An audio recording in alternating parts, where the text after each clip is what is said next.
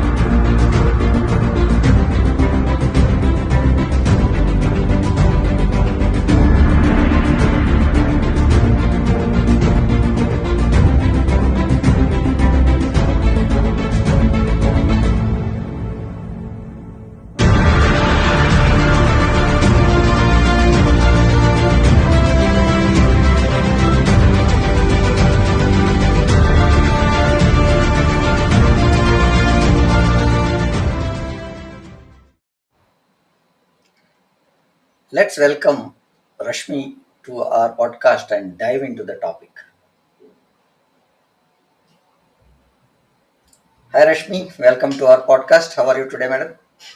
Hello, good day, everyone. I'm doing good, thank you. How are you? Good, Rashmi. Rashmi, it's been a year exactly that you have been in our podcast. Last year, it was on the 11th of March. You had been in our podcast, and exactly 1 year you have come back to our podcast. Thank you for the support that you've been giving to the platform. A small intro about yourself, your journey, because it's a year, so I thought I'll give a small intro about yourself to the audience. Rashmi, over to you, Rashmi. Hello, good day, everyone. I am Rashmi Iyer. And first, let me thank Prem for having me here again after a year. It's lovely participating here in this podcast today. And introduction about me would be I am currently working as a supplier security program manager with NXP Semiconductors, and I have roughly over 20 plus years of experience in this area of DevSecOps and information security. Thank you, Rashmi. Let's dive into the topic, Rashmi. Why do BCP look strong in audits but collapse during real incidents and suppliers are involved? Okay, so before we get into directly the audits part, I would like to just take few minutes to explain what we mean by BCP. So, a business continuity plan is something that gets triggered when there is a crisis, right? So, it is not something that is limited to an IT issue. It is more, it can be a natural calamity or any other event which breaks your workflow or your chain of events are broken and there is an impact to the organization, right? So, where that happens when there is a crisis, what first kicks in is a panic, and you're like, oh, what next, what next? So that is what BCP will support us, that it shouldn't be the panic that should kick in, but it should be more of your continuity plan that kicks in. Having said that, why does it feel that it is more audit driven than incident driven? I would say that, it's a lot of paperwork. Let's accept that there would be, there's you have to get your RPO numbers, your recovery plans, everything jotted down. But does anyone, or do we focus on the disaster recovery tests? Do we run these tests? If we run these simulation tests, or have these tabletop exercises or something, you are more incident driven, because it gives you a guideline, or you are process ready. When crisis happens, or when there is an incident, you are prepared for how to address the situation, then just keeping it as paperwork, or having it stored in your database, in your asset management database or somewhere, saying that, hey, I have the evidence. There are multiple tests that are run, but more from an aspect of, getting that audit check mark. We should let go of those things and make it more focused on what happens if there is an incident or there is a crisis. How do we address that? And we should perform the tests with that in mind.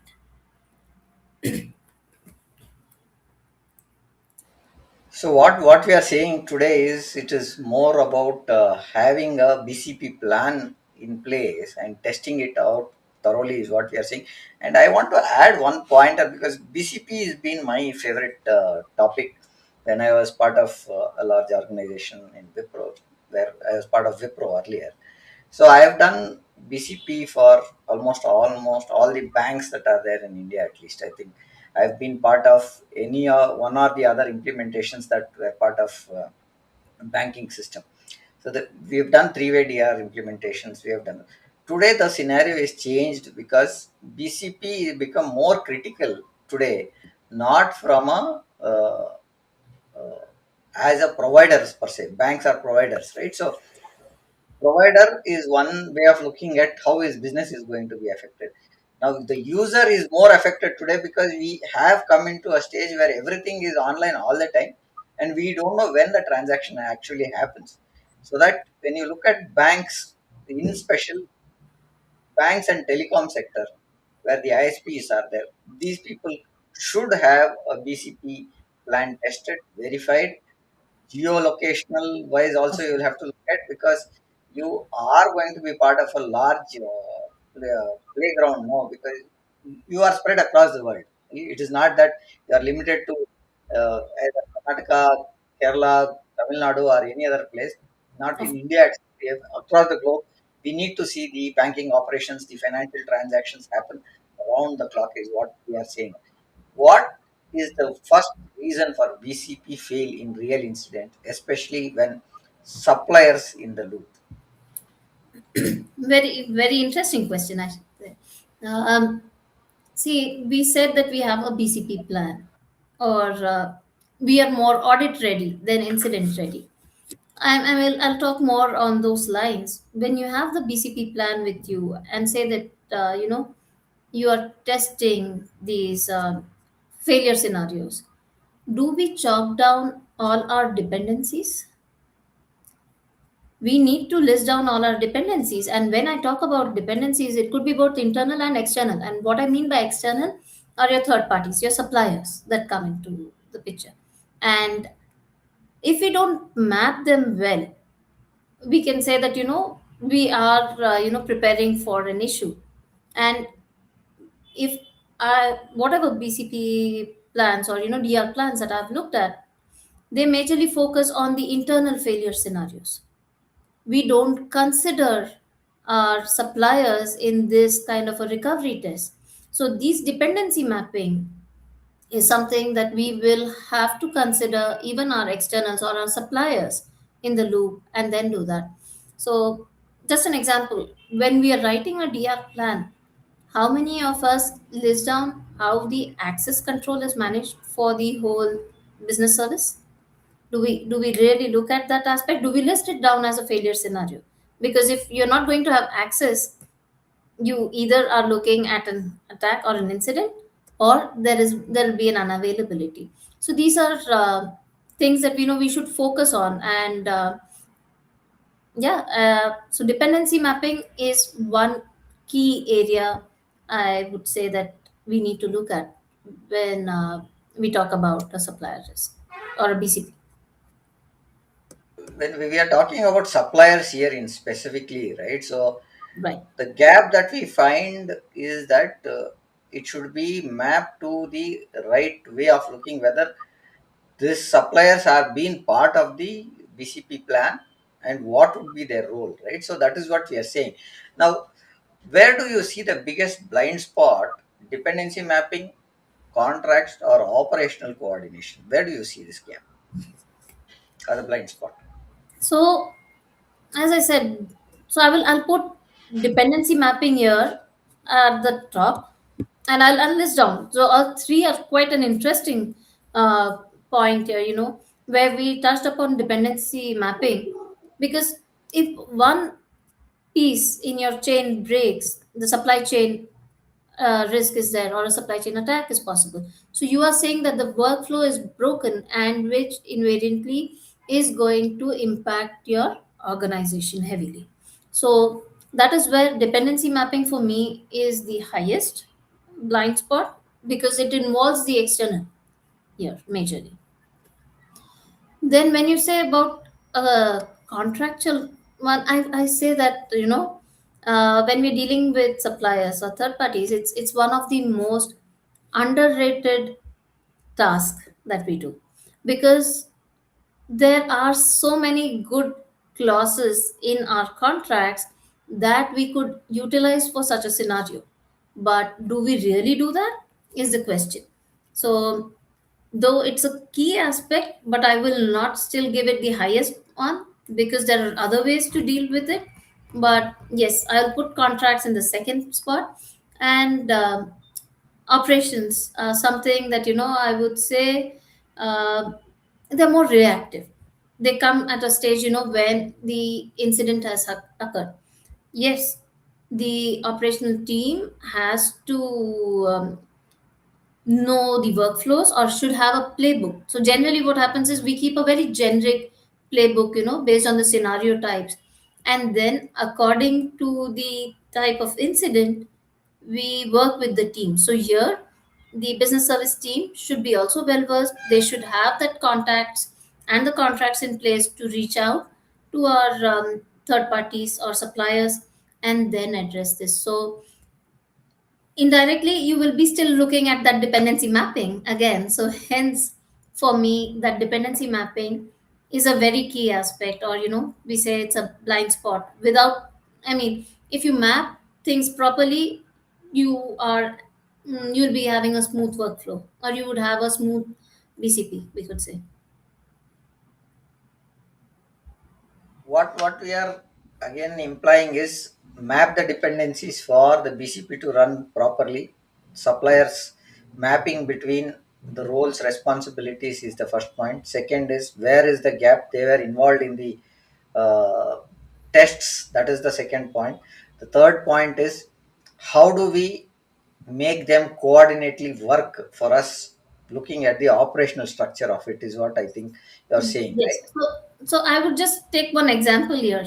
Yeah. Say our call is going on, and God forbid that doesn't happen, our internet line goes off, right? Okay. So say you also gave an example of a banking organization. What happens if an organization like a bank, ISP, goes down? What next? So that is when it shouldn't be the panic that should kick in. It should be more your BCP that should kick in. And here, understanding that what are the various impacts that you're going to have, right?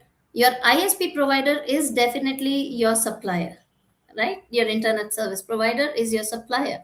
So that we should have mapped as a critical risk, right? Having said that, your contract should say how you address your downtimes or maintenance window, and what type of communication it should be.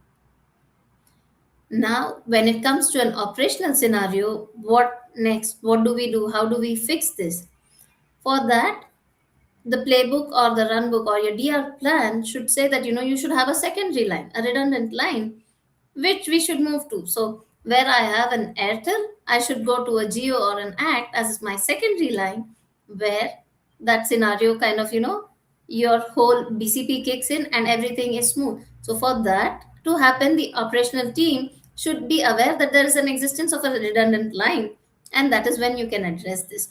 So just to put it with an example on this one, I thought let's take this, and I hope nothing happens to our internet line. As you rightly said, I also looked at my BCP just now. As you rightly said, I am on an act. This one, I put my Airtel line back in place before while you are talking, in case there is a issue that we have, and we also can talk about really the BCP that can happen, and we can switch on from an act line to a Airtel line. Is what I did just now, bringing up that line also simultaneously talking. So that's a very crucial point, because the load balancing should kick in, is what you are saying. When you have a secondary line, if the first line goes down, the second line should kick in and start catering to the operations, is what you are saying. What is the first red flag that your BCP is audit ready but not incident ready? So, as we said, right, you are more involved only in paperwork. You have not chalked down all your uh, risk or your suppliers. The dependency mapping is weak, but you have everything. So when I, as an auditor, looks at it, oh, hunky dory, everything's fine. Okay, checkbox done. It's fine. But when it comes to that scenario where things are gone, then that is where the problem occurs. Right in saying that, because when we face an issue only, we'll come to know whether we are ready or not.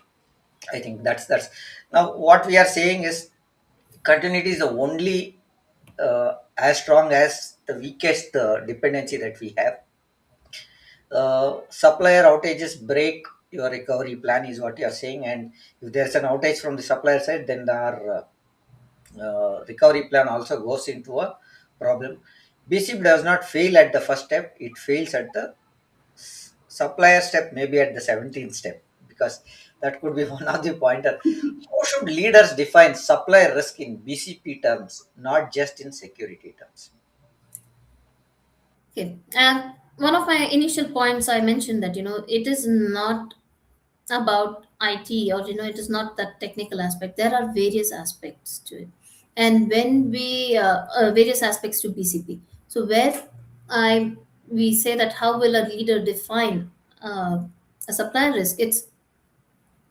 I would say it's more, or in a layman term, it is something that causes a threat, or there is a risk to the flow of your organization's or your continuity, or how you work, for all your actions that you do in the organization, where you have a challenge because of an external party or a third party which has had an issue or a problem. That is what would be your supplier risk. And this is more from a BCP aspect, where we are looking at a disruption from an external party.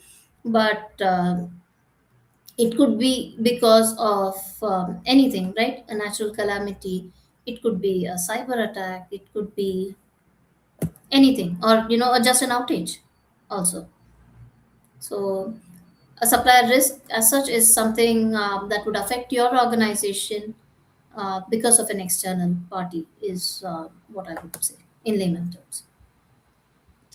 Now, which supplier failures break continuity most? Availability, integrity, confidentiality, or capacity?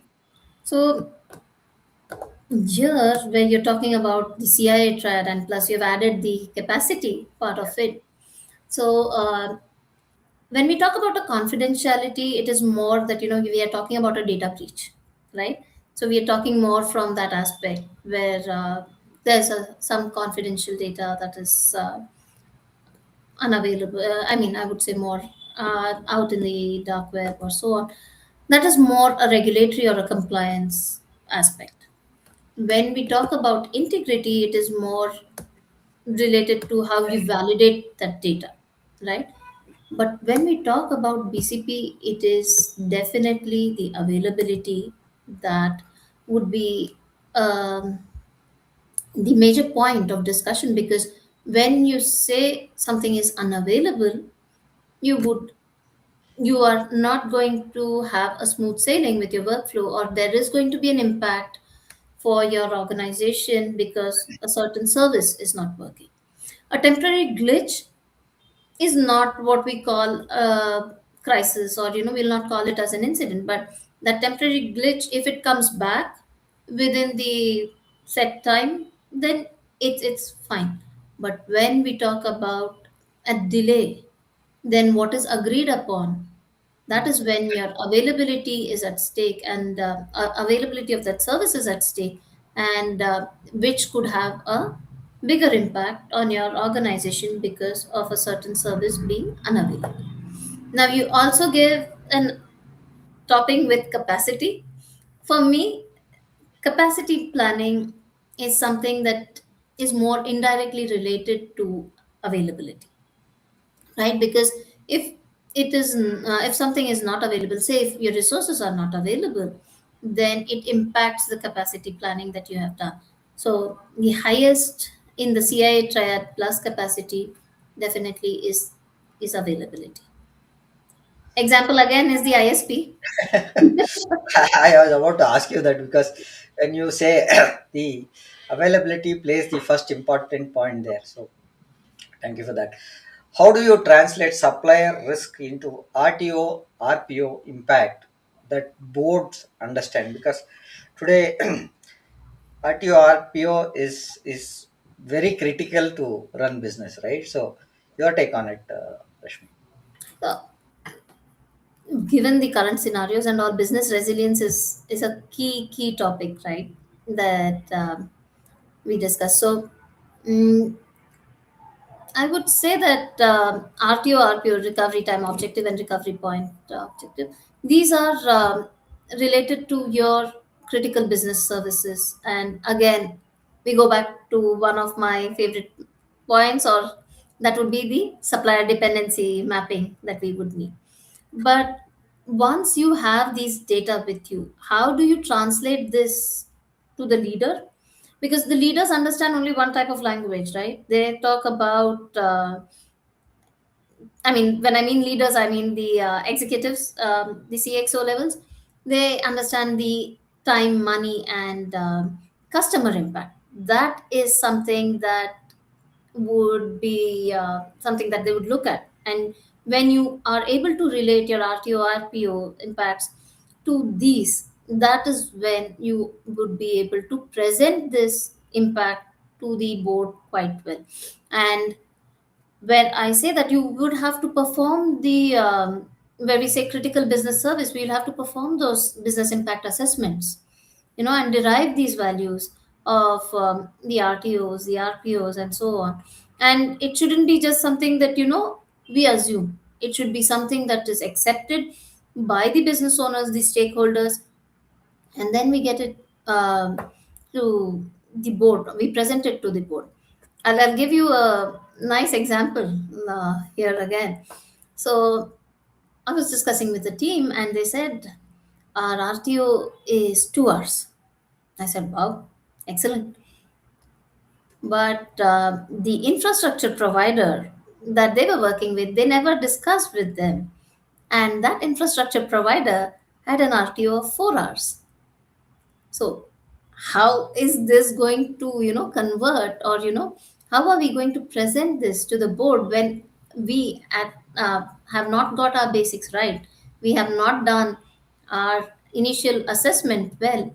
Without this, if you're going to the board with wrong values, with wrong numbers, it would have different repercussions than presenting the right values. Oh, so true, because RTO, RPO, as you rightly said, the board looks at what is the value that we are driving if the failure happens, and what is the impact that is. Again, it is all numbers. Now, as you Right. rightly said, they talk in numbers. What is the time that we are losing? What is the amount of data we will be Exactly. losing? What is the recovery point that we can achieve? And what is the recovery time objective that we can get is what we are saying, and that those two pointers are very crucial. I'll take a example of banking again, because RTO RPO we've been discussing there. We were doing a three-way DR implementation for a bank, major bank, and our RTO RPO was the near site should be instant. So we had to have a first commit happening at the nearline DR, which is more updated than the primary site itself. So if the failure happens, we can shift to the nearline DR. Then we had about 2 hours gap, 15 minutes gap from the DR nearline DR to the DR site.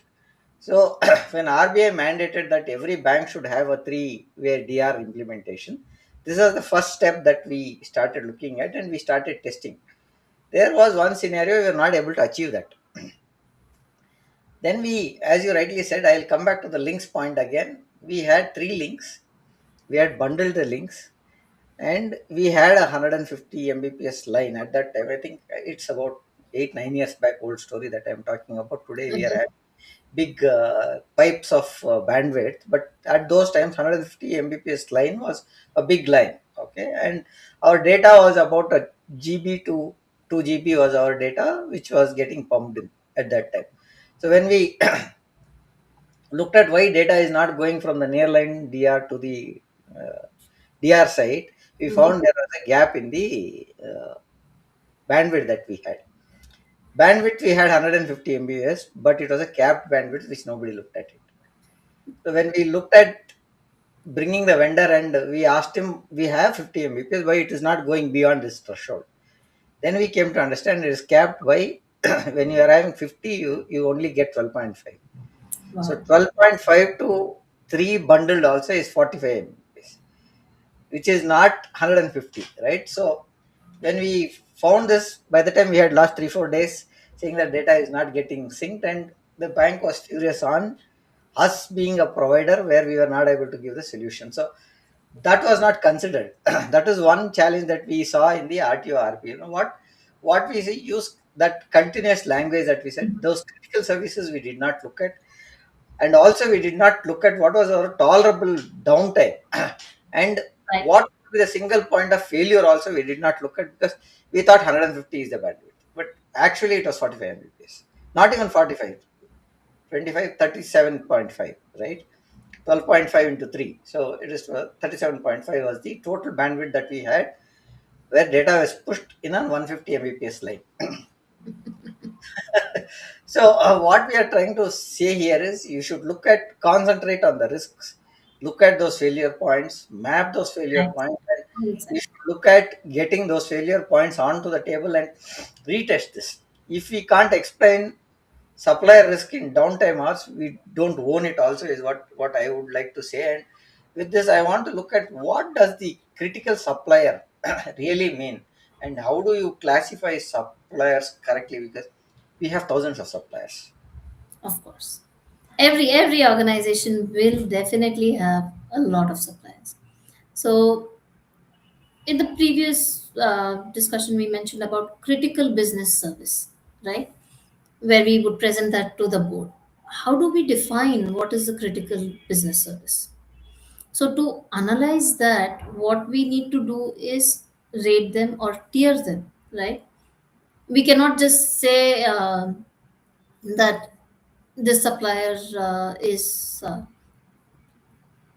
high critical, low critical, or anything of that sort without actually understanding what service they provide. And you gave an example of bank, right? These are domain specific vendors or suppliers, right? When we talk about a particular domain, what that particular supplier does can be different for you than what he does for a different organization. So understanding the domain of your organization really helps when you classify or when you tier your vendors. So this will give you the knowledge, and it will help you, put them in those right categories and define them well. And there are a lot of benefits, when we classify these vendors. As you rightly said, there are thousands of vendors almost each organization will have. And how are you going to look at them if you don't classify, right? So I would say classification is a very key area. It also helps you define the dependency mapping again. So we said that dependency mapping is there, but in a business service, if you don't classify your suppliers well, you will be looking at fixing an issue with a low critical uh, supplier instead of working on something that is more critical and where there are multiple dependency on them. So that would be a challenge, I would say. So How do we avoid that classification mistake? Treating all, should we treat all the vendors the same, or how do you look at that? Because while we onboard the vendor itself, is there a possibility that we classify them? Just a thought. of course. So I firmly believe that one size doesn't fit all. So you need to classify, you Fit. need to have those mappings or tierings rather. In this case, it's more tiering. You need to tier your vendors well and put them in those right buckets.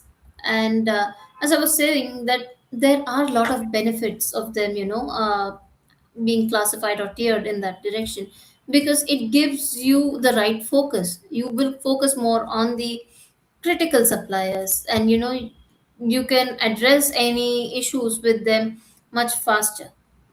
And where you're looking at a lower supplier, I mean, low importance, or not that critical, you are going to spend time on them. I would say I'll take an example of a training provider in any organization and IAM service. Okay, so I'm making it quite generic. I'm not getting into the domains of any topic or so. When we say an IAM service and a training provider, definitely a training provider would be low critical, because the criticality would be low, because what they would be accessing would be the name of the employee, the email address of the employee in any organization where they are external, where they are suppliers, right, of this particular training. So they are going to have access to only these two topics, or these two data sets, as we say. But when we are looking at something like an IAM, they have a lot of sensitive data that they will store. If I shift my focus to a training provider instead of an IAM, I am not going to succeed, or I'm not going to recover from any incident or crisis soon enough. I need to have the right focus. That is where your tiering comes into picture, and we would be more focused on the critical vendors than on a low prior vendor. So criticality helps. And tiering has another benefit. When we as supplier security team or the TPRM team, when we send out these assessments, we assess our vendors, right? So to even classify them, we would have a certain understanding of them.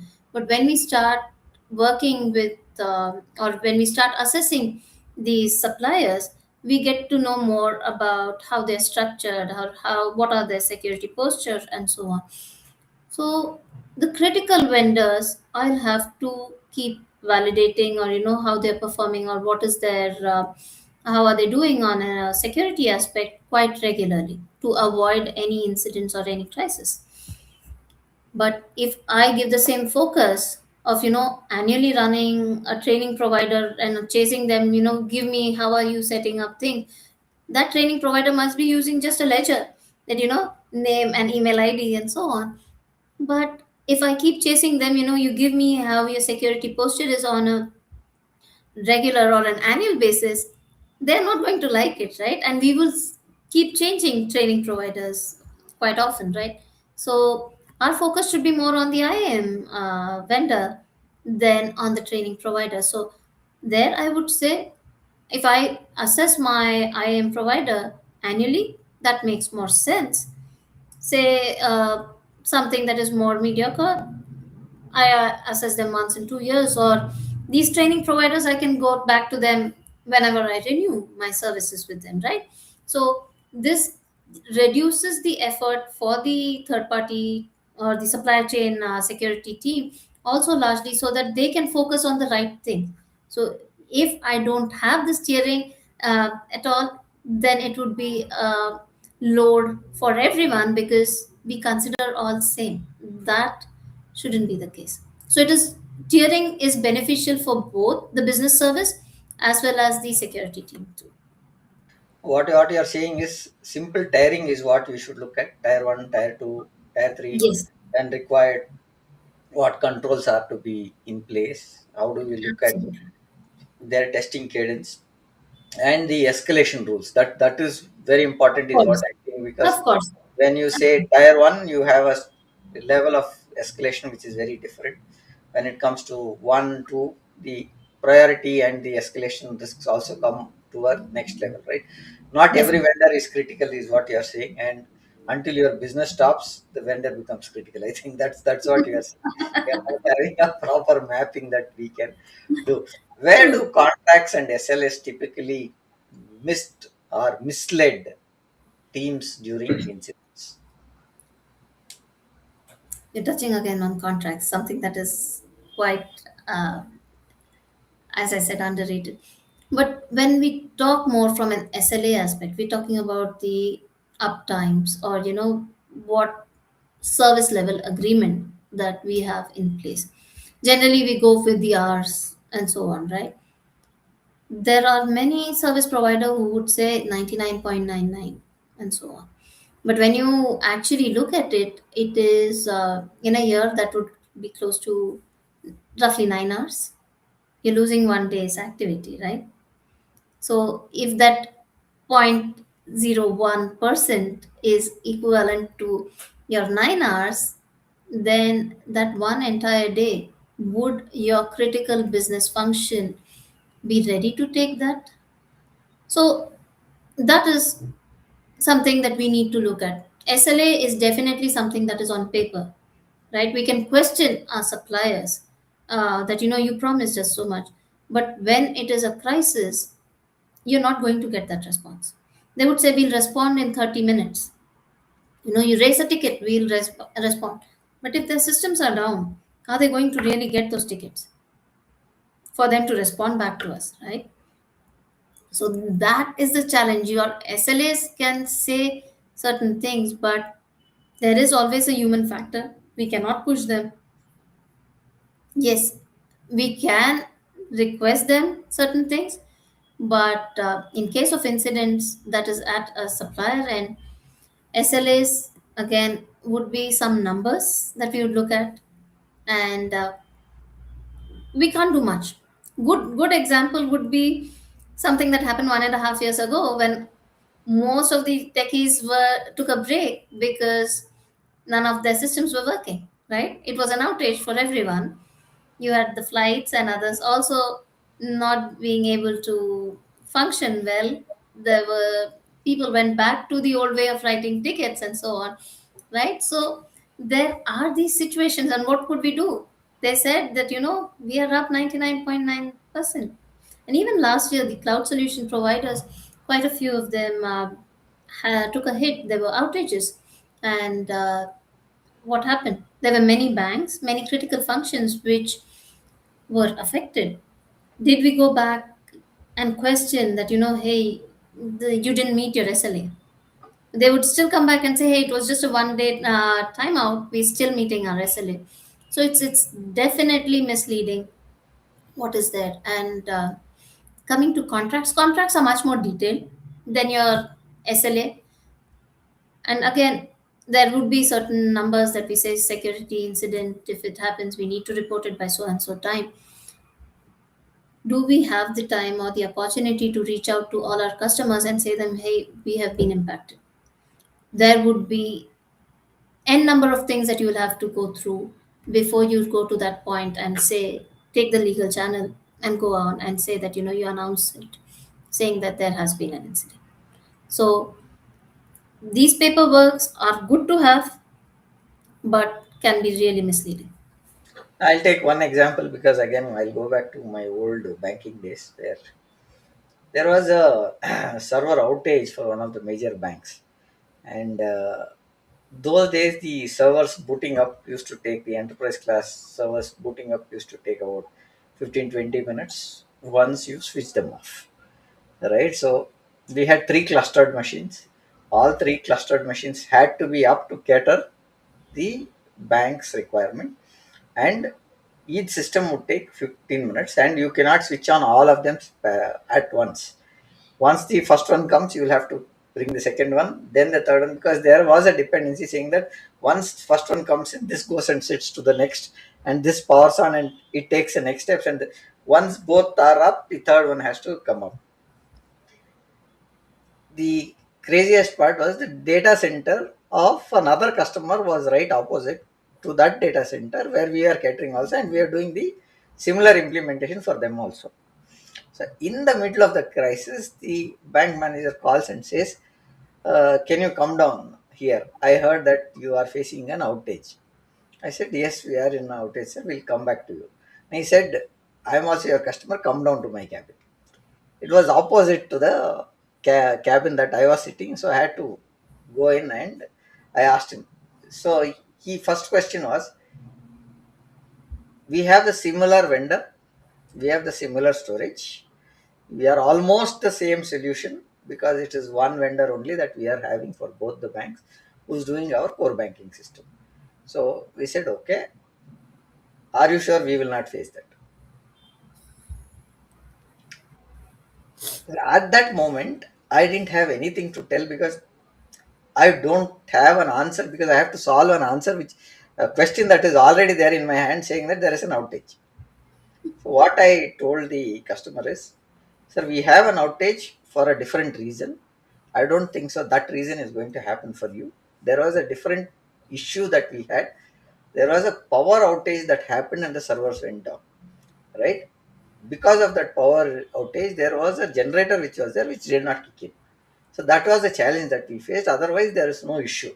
Then he said, we are also sitting in the same data center. No, it can happen to us also. So then the discussion went, and then we said, sir, it will not happen because now we are looking at a parallel line for power where if the generator does not, you have the phase one, phase two, phase three kind of, you have a three phase environment. We've asked the people why it is not kicking in, and we'll get to the root cause of it. But at the moment, I cannot tell you this cannot happen to you. Right now, I will say we will ensure that it does not happen, but let me address the issue that I have in hand, and I had to come out. So when you say these kind of SLAs, these kind of things which are mapping, you you rightly said 1 day is the SLA, 8 hours. 99.99 is 1 day in a year. So are we tolerant there? That's the point that we are trying to drive in, right? So the it should not be that we have a clause that should not be non-negotiable for resilience. So that's the point that we want to drive. And incident notification, recovery support, audit rights, or subcontracting visibility, that all can be looked at.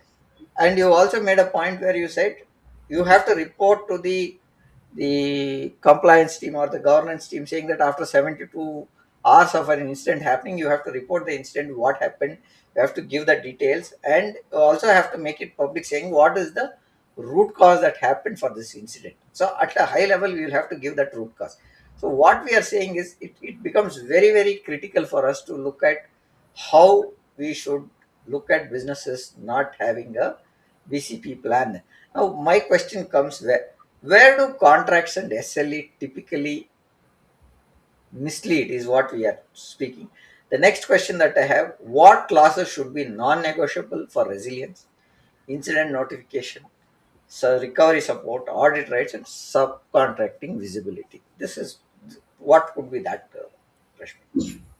So, where we dive deep into the SLA, I think contract is something that is more detailed, as I said, and it is something that you would want your suppliers to comply with, right? And that gives us generally an upper hand. And in my earlier excuse me, in my earlier points I mentioned that contracts are something that is underrated, right? Sometimes we just do it for the sake of doing it, having a paperwork done, right? We don't really get into those deep dive discussions on it. And we say that, oh, this is the supplier I want, this is where I'm going with. But then look at it, what happens when there is a crisis, when there is an incident? Yes, we'll have the incident notification, something that we discussed, that you say 24 hours, some say 48 hours, 72 hours. However, this is also related to the regulatory requirements of that particular law of land, or based on that country's requirement, right? So you say that there should be an incident notification by so and so hours. I hardly know of any organization who would come out and say within that particular time frame that, yes, we have had an incident. It's very, very difficult for anyone to come out and speak without the right analysis. But yes, that is something that we can utilize in a certain way. But audit rights, how we would like to audit these vendors or suppliers, and go and assess them, how rigorous do we want to do that? That we can understand. And especially this is more required from a domain perspective. When we are, those audit rights are something that we would look at it from a more core domain perspective. But apart from these that you mentioned of, I think you mentioned incident notification, audit rights, and recovery, right? I would say confidentiality clause, where in today's world there's n number of data breaches. It's always good to have a very strong confidentiality clause, which gives you, as an organization, an upper hand when you are discussing. So, confidentiality clause of all your data is something that is key. Then I look at the liability, right? Liability caps that we should have in place with our suppliers. I know it's a difficult clause, because when they are under attack, when there is an incident at your suppliers, and you're going to put more pressure on them with a liability cap, something that shouldn't happen. But it is a good deterrent, or it is a way of saying them, where you are agreeing for a certain liability cap, you have to ensure that you are capable of defending your estate, your organization quite well. That is what it looks at. And it's it's a tough one, that liability clause.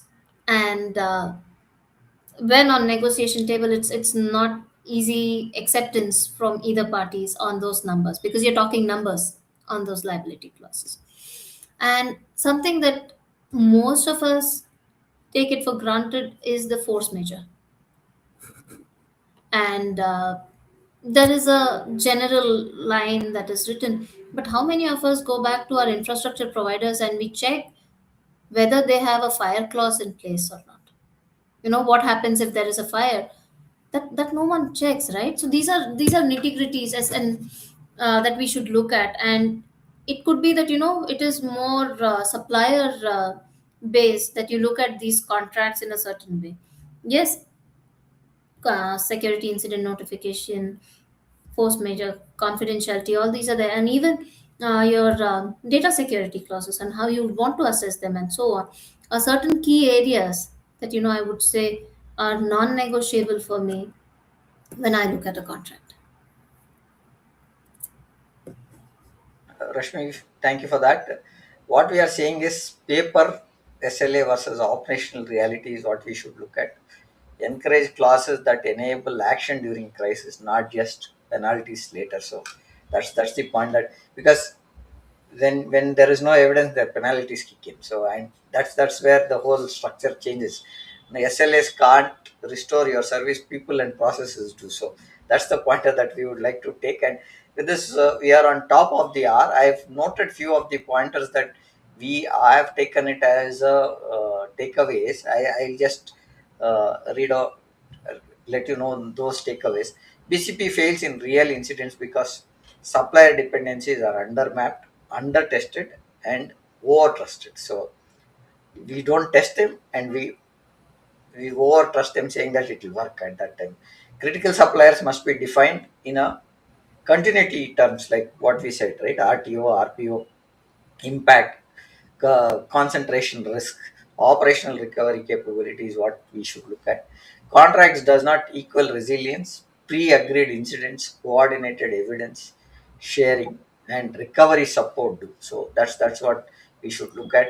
And evidence beats checklist, because this is an evidence, this is a checklist. Whether you ticked it or not, if the evidence is showing that you are able to do that and the process is set, then we are good. Supplier test artifacts are important. Recovery proofs are important. Measurable incident performance are real uh, controls is what I will say. So these are the pointers that faster credibility win is 90-day supplier resilience program with clear tires tests and board ready metrics is what we should look at, is what you are saying in as many words as we have. Any final pointers that you want to look at before we conclude the session, Rashmi? Uh, I'm thinking of something. Food for thought, okay? And Okay. when we say food, what is the current crisis scenario that is there in Bangalore or our major cities? The Yes. commercial LPG supply for the restaurants is hit. Yeah. So, how many restaurants did chalk the LPG suppliers or as a risk until now? And what is their takeaway from this? That would be something interesting. We already see yesterday the core committee that would be of the ministers huddling up to see that this doesn't get Effect. into a full blown crisis anywhere, and they've already chalked down an action plan.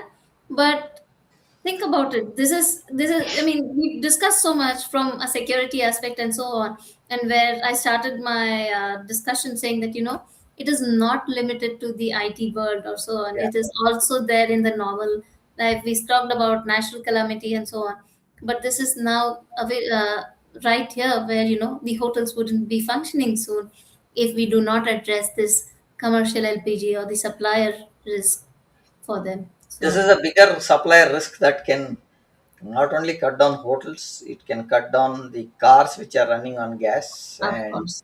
and if there is a gap of getting a cylinder home also, we have a crisis at home as well. So you don't have food where you can cook. Electricity, most of them have come out of the electricity burners and all those things now. I think it is most of them are on LPG. So that's a bigger this one. Rashmi, thank you for making this practical session real, and the message is clear. Continuity isn't where what you wrote, it's about what you rehearsed with the people and the suppliers you depend on. If leaders want BCP that survives real incidents, suppliers risks must move from assessment to operational proof is what we are saying. Let's look at having a supplier checklist risk mapped to, so that if there's an eventuality, how do you look at even a small which we spoke about just now, the LPG piece. This was nowhere in the list of becoming a dependency. Now it's a dependency.